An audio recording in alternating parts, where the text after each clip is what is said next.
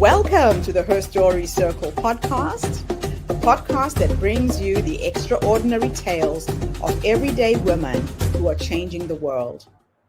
I'm your host, Gertrude Mache, and I'd like to acknowledge traditional custodians of the land on which we meet today. I also like to pay my respects to elders, past, present, and emerging. Every week, we dive into the lives, challenges, and triumphs of women from all four corners of the globe. We're here to inspire, enlighten, and connect, sharing stories that uplift and empower. So grab a cup of coffee, settle in, and join us as we explore the incredible journeys of women shaping our future. This is Her Story, where every woman's voice matters. Hello, everybody, and welcome back to the Her Story Circle. This is Gertrude Mache here in beautiful Melbourne, Australia. And today I am graced with the presence of yet another fascinating woman. Welcome, welcome, welcome to our tribe. Please tell everybody your full name, where you're based, and share your story with us today.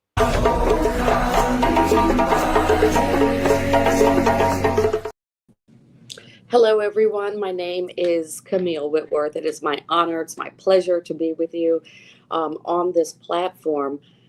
I was given a certain amount of time to kind of talk about myself and explain who I am and why I do what I do. And that seems like a very difficult task, doesn't it?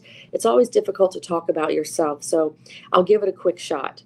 When I was a very young girl, I always knew I wanted to be a journalist. I always knew I wanted to be a reporter. I used to sit in front of the TV screen and actually watch the newscasters at that time, Barbara Walters, things like that, and mimic them because I always wanted to do that. Fast forward, I went to Hampton University, which is in Virginia, and I studied communications. This was a bit of a controversy in my family because I was supposed to be a dentist and follow in my father's footsteps. But I took the other path and went into communications and became a journalist. I did become a journalist, and I was a news anchor and a news reporter for probably, I'm looking at 25 years now. I did that job. I did it well. I started in Indiana. I then went to Louisville, Kentucky. I then went to Raleigh, Durham, North Carolina, and then New Orleans, Louisiana, which is where I am now. I came here because of family, but then ended up staying here, getting the job here, and doing my broadcasting here in New Orleans. So I was a journalist for many, many years, and I fulfilled that dream, the dream that I always wanted. Then one day, I jumped into hospitality. I got into the restaurant and lounge business, if you will. So I currently own the New Orleans Drink Lab, Baroness on Baronne. I own those with my partner, Sydney Webb. And I also have a media company, which is called Media by Design. And all of those are based here in the city of New Orleans. We've had them for about 15 years now and going strong. Of course, COVID impacted us dramatically, which I can get into later. But as you can imagine, it was a very tough time and it was a very challenging time. But still, we are here. We are still operating and we are still in existence. So that's the fun part about it. Baroness on Baronne. This is a business that is a cocktail lounge and a small restaurant. The New Orleans Drink Lab is an event venue, private event venue. We also do private cocktail classes where we teach the tradition, the culture, and the history of New Orleans classic cocktails in a very hands-on, interactive way. It's not one of those venues where you sit and watch. It's one of those where you actually get your hands dirty. You shake, you muddle, you stir, you actually learn how to make these drinks. And it's very popular. We get a lot of tourists who come, we get a lot of locals who come, and we get people who just really want to enjoy the experience. So we have that. And then I have my media company, which is called Media by Design. And as a former news anchor, I take my 20-something years of experience and I pass it on to the client. So I do brand building. I do crisis communications. I teach you how to do a press release. I teach you how to get in front of the camera. How do you make your story newsworthy? How do you create lead story sound bites? Things of that nature. So I take all of that knowledge, all the things that I've done over the years, and I pass it on to the person who really needs it the most at this point. News has changed so very much since I started back in the early 1990s. So it's really interesting to try and keep up with the trends and the social media trends and things of that nature. And now we have to talk about, how do you become impactful? How do you tell fair and balanced stories in this day and age? So that's something we do through the media company. People ask me all the time, how did you get out of journalism? Do you miss it? No, I don't. I did it for several decades, and I did it well. Hospitality is a whole nother world. This is something that was a real challenge for me, because when you come from a corporate environment and then you go into the hospitality environment, it's really a shift in how you operate and people that you hire and managing people. It becomes very interesting. And so there was a big learning curve there for me for several years, because it's just a different environment. It is fulfilling in so many ways to have restaurants and lounges, because there are often times that I just sit and I look across the room and all you see is people smiling and you hear laughter. And so what you have then created is something where people can sit around a table or sit at a bar stool or rent your place out for a private venue, and they're happy. People come and you satisfy their need to be happy or to tell stories or just to let loose or just to be.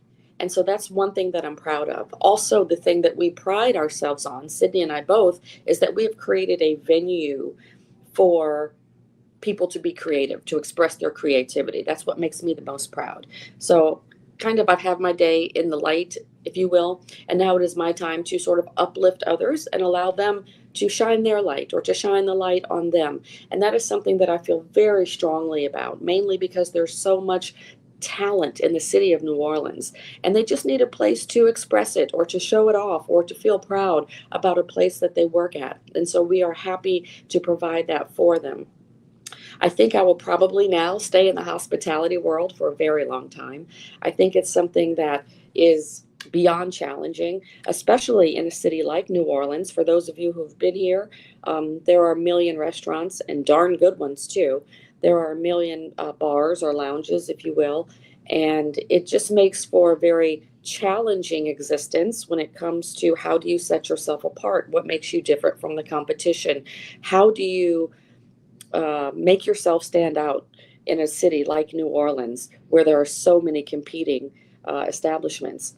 So you're constantly thinking of consumer trends. You're thinking about how to get ahead, and not necessarily beat the people who are right next door to you or across the street from you, but how can you work together to really get the tourists to come in, get the locals to continue to support you? It really is something that we think about all the time. And let me tell you something. One thing that I definitely have to sharpen my skills on is, the social media platforms, all of them, because that changes nonstop. And really, that's where these influencers are now. There was a day and a time where you could put an ad in the newspaper or you could put a flyer on someone's car. Not anymore. Now, if you want to be impactful, you've got to find these influencers, or you have to find a way to be trendy and hot and exciting online. And so, to that vein, you have to learn the platforms online. You have to learn the TikToks and the Canvas and the Instagrams and how to do hashtags and all that good stuff. So I constantly find myself being challenged in that regard. And that's what makes it so darn fun. I think it's so exciting and so great when I hear somebody come in and say, hey, I saw this on Instagram, or I saw this on social media, so I wanted to come in and try it. So in addition to being social media savvy, you then have to then produce the product. And so now here comes managing the kitchen, managing behind the bar, managing the customer service. I think a lot of times that you can teach customer service, but hospitality is something that really is just sort of in you. And that's something that we strive for. We've been in business 15 years and we want to continue that trend. We want to make sure that we go many, many years into the future. And so you have to be able to make memorable experiences for people, and you have to give them things that they can take away, little snippets, little pieces of memories that they can take away with them. So with that said, That's what we do here in New Orleans, and we have a darn good time doing it. We are active in the community. We give back to organizations, and we are still going, and we are still going strong. And it's something that I'm very proud of. Fantastic. Wow. Thank you so much for sharing your incredible story with us today. It's so fascinating to watch somebody who has transitioned from one profession, gone into entrepreneurship, and is really succeeding in this new space. So, what inspired you to create the Drink Lab, Lona, and the Baroness on Baronne, if I'm saying that correctly? What was the inspiration behind that? Well, I just felt like there was a time in New Orleans when I was still a reporter. So we're talking about 2005, 20 years ago. And I Okay. was sent to Baton Rouge, Louisiana, which is about an hour from here, to report. Yes. And while I was there, I thought, my goodness, what do people do here? What do they do to have fun here? So as a very young girl, I opened a bar, a restaurant. It was a martini bar at that time. And I had no Right. idea what I was doing. I just jumped into it and I wanted to create a space that I would enjoy, that I would want to go to. Lo and behold, it becomes very successful because all of the New Orleans people, a lot of New Orleans people from Hurricane Katrina ended up in Baton Rouge because we all evacuated. So it Yes. became very successful. It became a meeting place for a lot of New Orleanians. So that was my first entree, if you will, into the Okay. hospitality world. Eventually, I had to come back to New Orleans and get back to work, right? So sold that. And then I had the bug. I had that itch to be an entrepreneur and to get back into business. And so that is when I walked into an establishment, and one of the owners at that time was ready to get out. And I said, well, let me buy in. And so I really just kind of stumbled into the second opportunity, and have been going ever since. And so that was somewhere around 2010, 2011, somewhere around there. So we've been going strong for many years. And I can't say that I focused on it. I can't say that it's something that I put on my vision board that I wanted to do. I literally stumbled into this business and haven't looked back since. That's just amazing. So, what were the pivotal moments when you realized that it was time to make a bold career shift, especially coming from the media, TV, and into entrepreneurship? Thank you for that question, because it's very important. Now I go on the public speaking circuit. A lot of people hire me to do motivational speaking. And what I tell Yes. people, specifically women, all the time is that you can have two careers. Yeah. Um, you can have two careers. I'll tell you this story. I don't share it often, but it's really what happened. I went to work one day and someone said, hey, Camille, you had a really good show on TV yesterday, but your lipstick was a little too bright. I said, okay. Oh. I turned the corner. Somebody said, Camille, you had a really good show yesterday, but your sleeves were a little bit too long. And I was about 45 at that time. And I said, you Wow. know what? I don't think I want to do this anymore. I don't think I want to do it anymore. I want to pivot. It's time to change something, right? So for many, many years, those things didn't matter to me. But on that day, it mattered.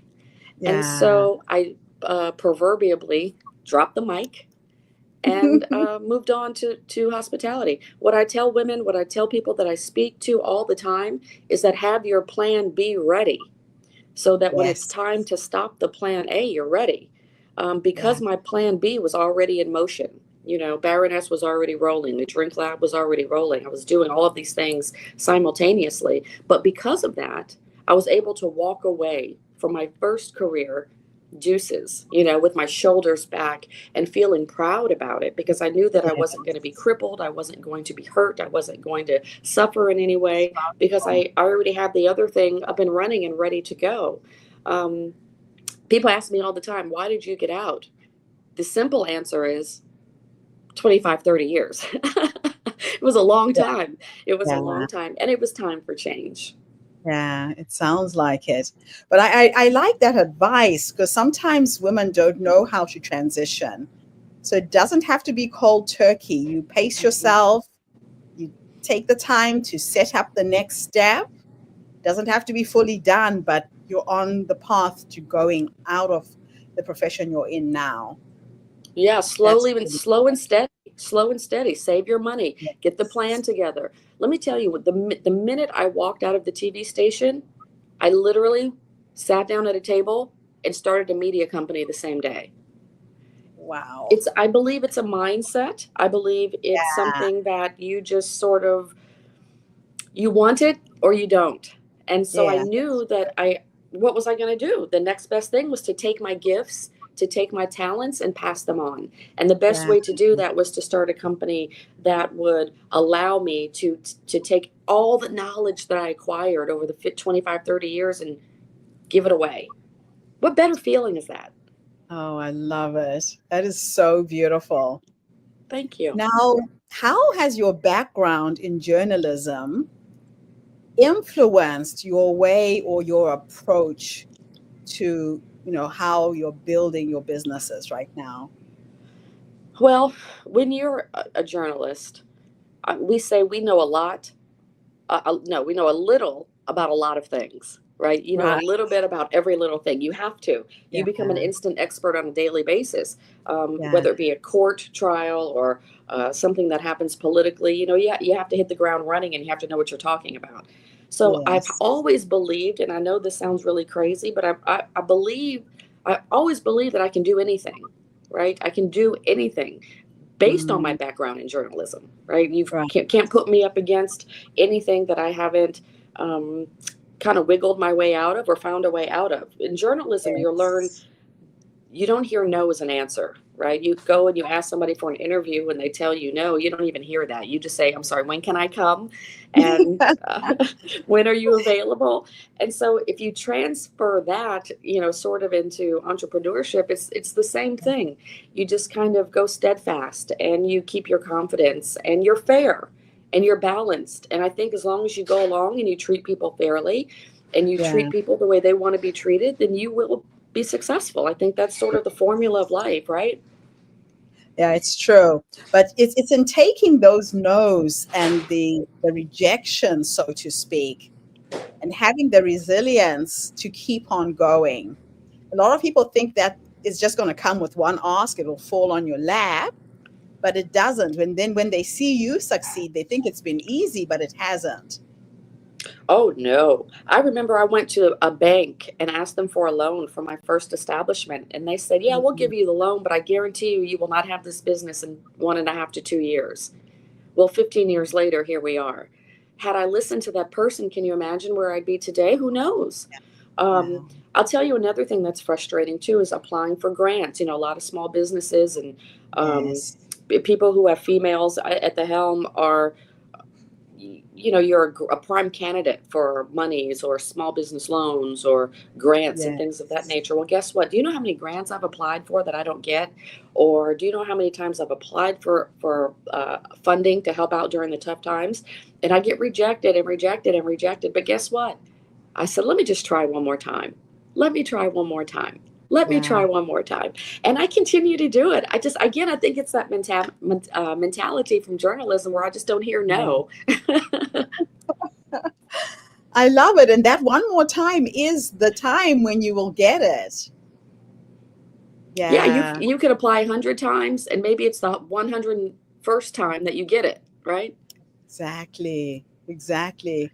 Oh, I love it. You're teaching us so many things about the right attitude to have when you're in business. Now, New Orleans has such a strong cultural identity. How do you integrate that into your customer service? Oh, that's a fabulous question. We are so culturally rich in New Mm, Orleans. It's one of those cities. Have you ever been here, by the way? I have several times. A very good friend of mine, Buddy Murphy, was the producer of the New Orleans Jazz Fest. Oh, So I've been there a couple of times during the jazz festival. It was an incredible experience. so it's one of those cities, it's magical. It is romantic. It's rhythmic. It is crazy. It is fun. It allows you to sort of be who you want to be at any given time and you're accepted no matter what. So New Orleans is sort of accepting in that way. And it's Yeah. so great. And, as you well know, it comes from the backgrounds of Spaniards and French people and Africans and indigenous, and so many cultures have come here over the years since the very beginning, the 300 plus year history of New Orleans. And so really that's what makes it so special, is you can go anywhere and you can be struck by a culture chord. I say, you know, you never know what kind of music you're going to hear. You never know what kind of cuisine you're going to run into. You never know what kind of costume, you know, we all have costumes here. So you never know what kind of costume is going to come running down the street. So I think if you take that and sort of mix it up with your business and be conscious of it. You know, you need to be conscious that people are coming here a lot of times for the culture. And what we like to say is that we are culture ambassadors. And I'm very proud to carry that title along with many others here, because when you're a cultural ambassador, you know, it is your responsibility. It is really something that we need to do to not only bring people to the city of New Orleans, but to keep them here and to keep them coming back. How many times have you heard a story that someone comes here for Jazz Fest or somebody comes here for some event and they never leave? You know, it's one of those stories. Or they meet somebody here. They meet a man or a woman here and they get married and they say, oh, I married a New Orleans girl or I married a New Orleans boy, and they've been here forever. So it's just kind of one of those places that is infectious. It gets in your system, it gets in your blood. And I say, I can't imagine living anywhere else. But to your point, the cultural piece of that is very important here. Yeah, that is exquisite. Absolutely beautiful. Now, the biggest challenge that you faced when you were transitioning from media to business was what? What was the most difficult thing? Well, I think several things. I think, you know, when you come from a corporate environment, things are very structured. You know, you go to work on time. You tell them where you're going to be. You clock out for lunch. You dress a certain way. You perform a certain way. You know, there are certain things that corporate structure, you know, makes you adhere to. Hospitality, totally different. And so that was kind of one of the adjustments for me. It's like, it's a little more lax in some instances. Having staff is a challenge, of course. Managing younger people, of course, in this day and age is a challenge, because their perspective is a little bit different now. And I think just getting out of that rigid, and it's a rigid corporate structure, was a big challenge for me. You know, like, when can I take a breath, you know, and just sort of ease into this hospitality world and still be impactful, still be disciplined, and still be structured. And then again, pass that on to your staff as well. So that was one of the big things. The second thing that is a big challenge is the financial stability of it all. When you are in business for yourself, if you don't work, you don't eat. Right. Yes. So, you know, when you work, you get a check, you depend on that, and you can live life and sort of plan things out that way. Well, when you are in business for yourself, that's a slippery slope. And, you know, obviously you hope for success, you hope to do well, but guess what? If it's summer in New Orleans, it's slow. If there is, you know, we had a snowstorm this year. If there is a snowstorm and you get shut down for a week, that impacts a small business greatly. We're in Hurricane Alley. If there's a hurricane and we have to leave for 2 weeks, like we did during Hurricane Ida, that impacts your business and it impacts the flow. So that was a big challenge too. The challenge is save for a rainy day. Okay. Yeah, you're kind of preempting. Anything can go wrong. Now, you place a strong emphasis on supporting local talent and small businesses. Why is this so important to you? Oh my goodness, we have the most incredible local talent in New Orleans that you'll find. I would put my city's talent up against any city's talent anytime. I support them. I love them tremendously. The thing about New Orleans is there are a lot of creative types here who don't necessarily get the opportunity, right? They don't have a platform where they can express themselves or show their gifts. And so I feel strongly about it because I lived my dream through journalism. I actually did what I said I wanted to do. And I want other people to have that feeling too. It feels so great in your life when you can say, I lived my dream. I did that, right? No. Exclamation point, period, next paragraph, on to the next, right? And so I think that there's power in that. And there's something very strong about having people who believe in you. Yeah. When I first got into television, do you know how many people told me no? You don't have any experience, try again, go to a smaller city, until that one person said, okay, come on in, we'll give you a shot. Well, it's that one person. If I didn't have that one person, I would have probably given up, or gone Enough. a different direction. But again, not the second try, not the third try, not the fourth try, but it was the 11th try. That person said, come on in, we'll give you a shot. Right. So I want to do the same thing for other people. I want to be able to just, even if it's on a small scale, I know I'm not changing the world here, but one person at a time. If I can just get one person to come in and say, thank you, I really wanted to create this dish or this cocktail or this particular vision for a venue, or I have a dream for this, or I've always wanted to do this. If I can help somebody do that, Yeah. I feel good at the end of the day. I sleep well.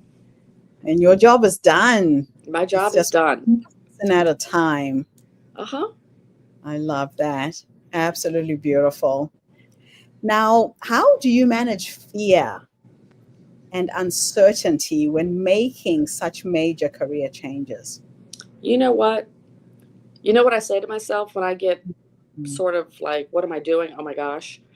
I literally say these words, one foot in front of the other, one foot in front of the other. And I will say it out loud to myself all day long, Camille, one foot in front of the other. You just keep moving. If you don't move, you stand still, right? That's So, true. yeah. So I really believe in that. I mean, I get the pit in my stomach sometimes. I make a decision that is not always a winner. Sometimes, I don't make the best decisions all the time. I'm not perfect, but I still think that one day at a time, one foot in front of the other, slowly Yeah. but surely. This is a marathon, not a sprint. And I just Yes. think that if you keep going and if you believe in what you're doing and if you have pure intentions, then I think everything will turn out okay. I think Mm. something will break. Break in a good way. Something will, you'll have a breakthrough, let's say. And so some kind of way, I just kind of have faith and I just believe that everything will work out just fine. As long as you have a plan. I'm not saying sit around and do nothing, right? I'm saying Yes. continue to work, continue to plan, continue to be vigilant in what it is that you want to do, and Yeah. then keep moving. If you keep moving, even if it's a little small something that you do every day, whether it's a business plan, whether it's, look what I did today. Literally, just write things down on paper. This is my new plan, right? This is what Yeah. I do. Just something little every single day takes you to where you want to go. So, yeah, I have big fear. But what do they say? If your dreams aren't big enough or something, they're not, if you Yeah. don't Yeah. fear your dreams, they're not big enough or something like that. Yeah. There's truth to that in some sense. That's true. Yeah, and they say that so long as you have the ideas in your head and you don't put it down on paper, it really doesn't exist. Just writing out on a piece of paper, you've brought it into physical reality, and the energy of that is very, very powerful. It is. It really is. And I'm old school. That's why you see scribbles on a piece of paper. But nowadays they probably put it on a phone, but I still write things down. And Yeah. some of my best ideas have come sitting at a restaurant on a cocktail napkin. Oh my gosh, I Yeah. have an idea. Let me write this down. I can't tell you how many cocktail napkins I have around here, but it is something that I still do to this day. But you're right. There's power. What is it? The power of the pen.